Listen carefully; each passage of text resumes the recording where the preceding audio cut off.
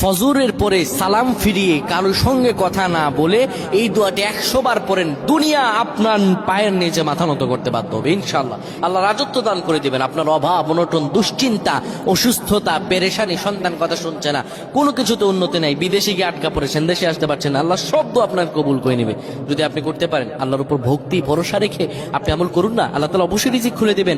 আল্লাহ তাআলা আল্লাহু খায়রুর রাযিকিন, আল্লাহ হচ্ছে উত্তম রিজিক দাতা।